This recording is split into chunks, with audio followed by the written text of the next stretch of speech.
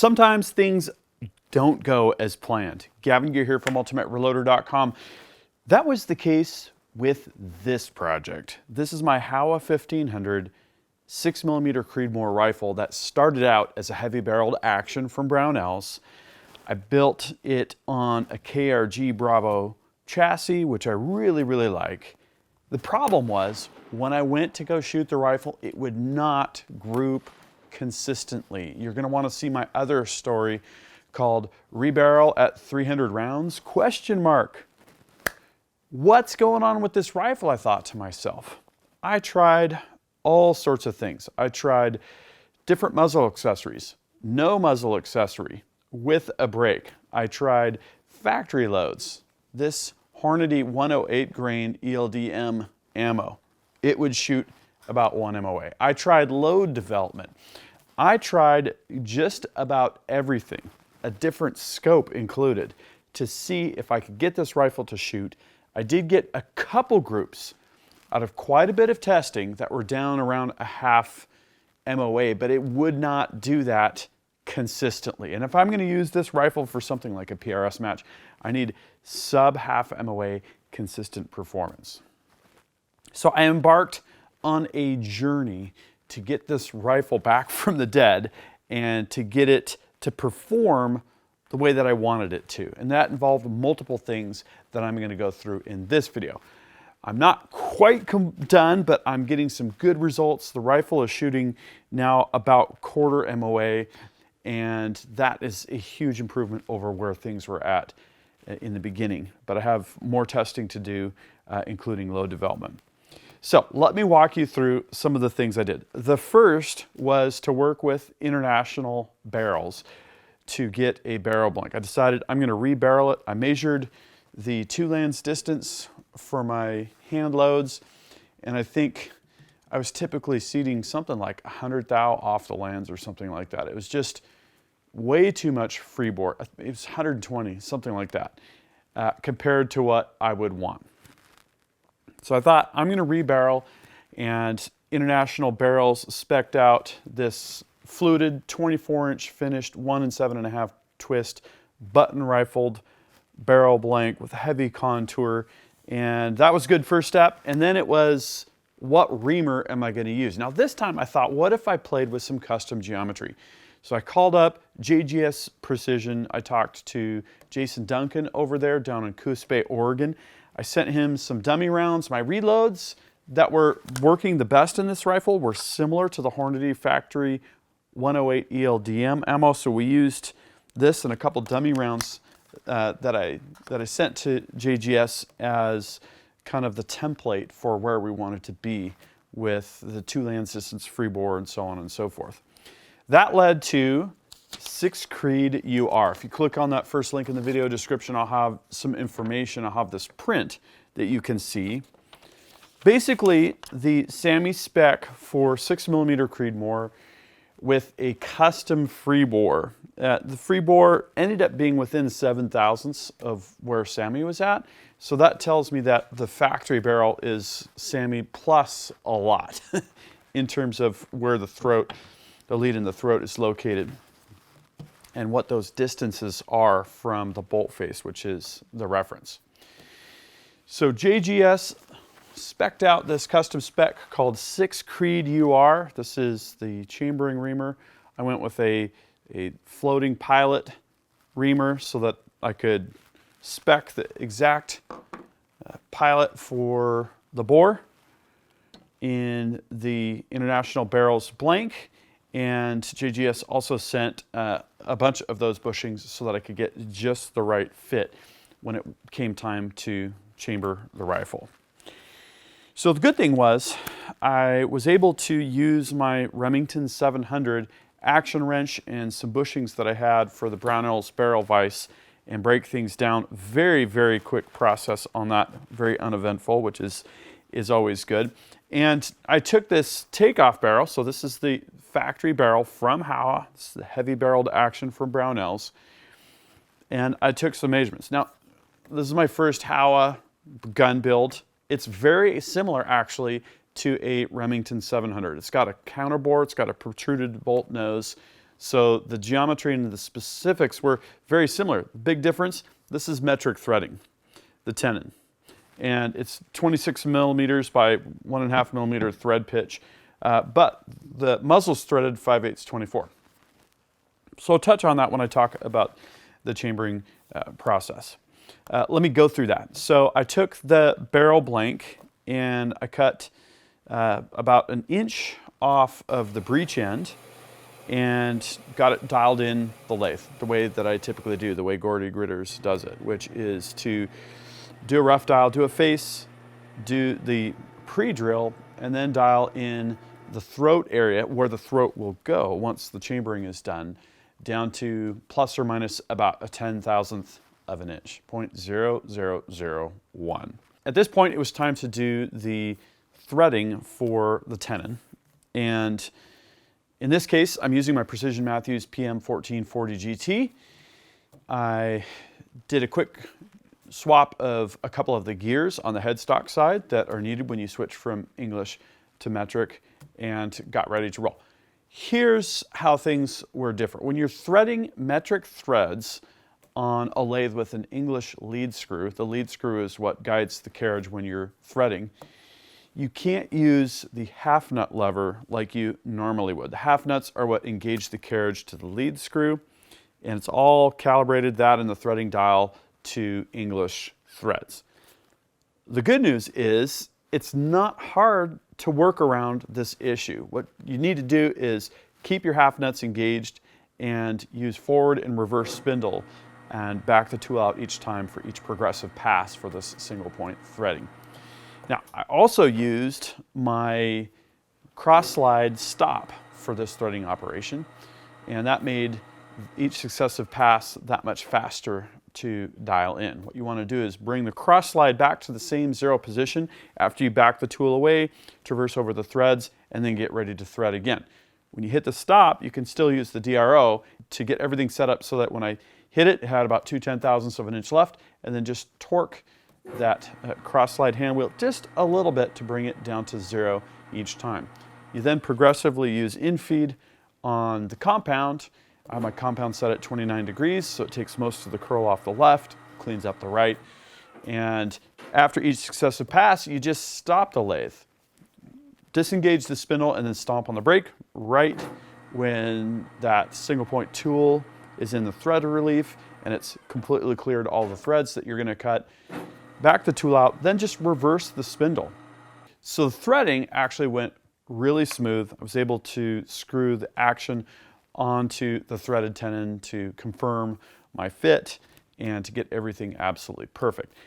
When I had dialed in the International Barrels blank, what I noted, I saw something really encouraging, and that was on the outboard side, I only had, I don't know, a total indicator reading of like 0.004 of an inch. So when I was done with that, I was ready for the actual chambering itself. And what I like to do is do a plunge starting about 100 to 200 thousandths when there's barely any cutting going on, because I do a pre-drill. And then as more and more material is being removed as you get further into the chamber, I go down to about 10 to 20 thousandths per plunge, and then clean off the reamer, blow out the chamber, you know, check to make sure everything's good, check for chatter and run out. In this case, I had absolutely none. I was using the JGS floating reamer holder on the tailstock side. It was a very smooth operation. And again, this time I used my go gauge. In this case, I'm using Forster go and no-go gauges. They have a whole line of go and no-go gauges, plus field gauges that are really good to use. And so what I did was very closely approached the point in the chambering depth where I would be able to close on the go gauge. Now, that's not quite where you want to stop, because everything's going to crush down when you tighten the barrel onto the action. So you have to account for that crush. In this case, I accounted for between 1/1000th and a half and 2 thousandths. So I put the piece of Scotch tape on the back of the go gauge. That made it go plus 2 thousandths, and cut the chamber to that depth. When I tightened the barrel on, the headspace was perfect.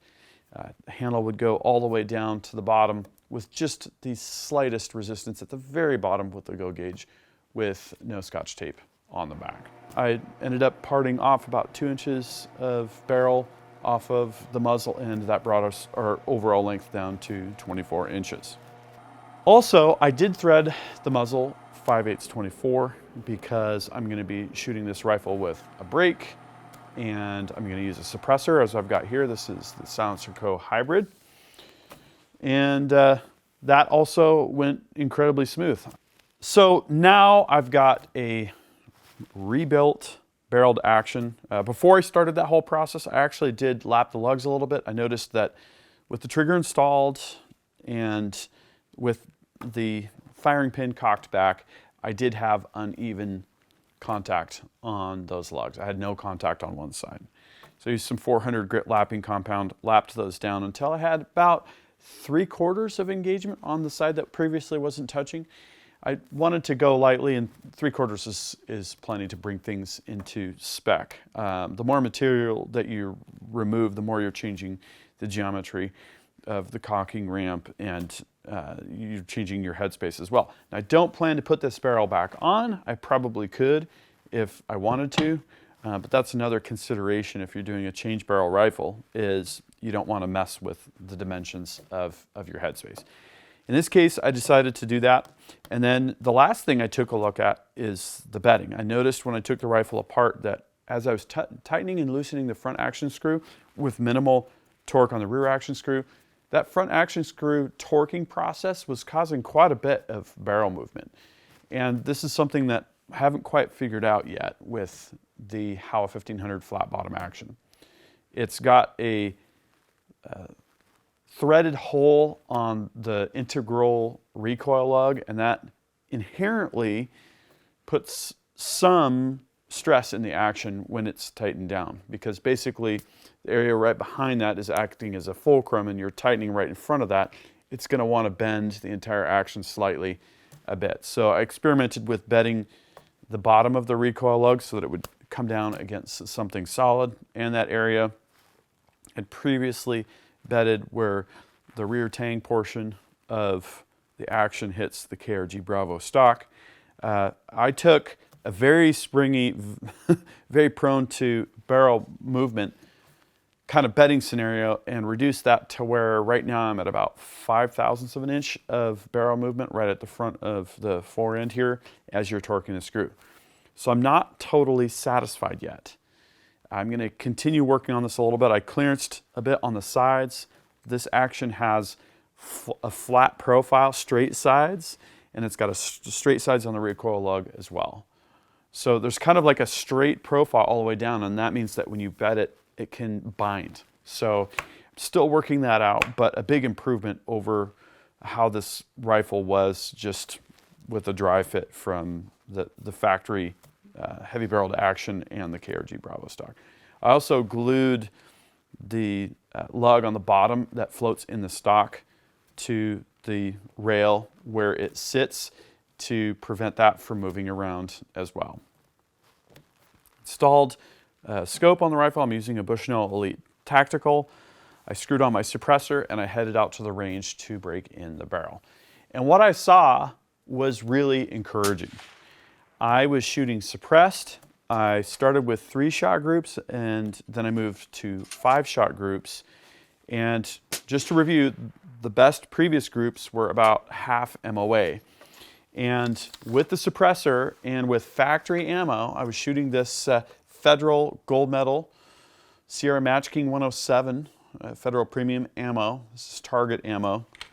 5 shots went into .288, and this is shooting off of basically a park bench in the snow, in the cold, about 28 degrees.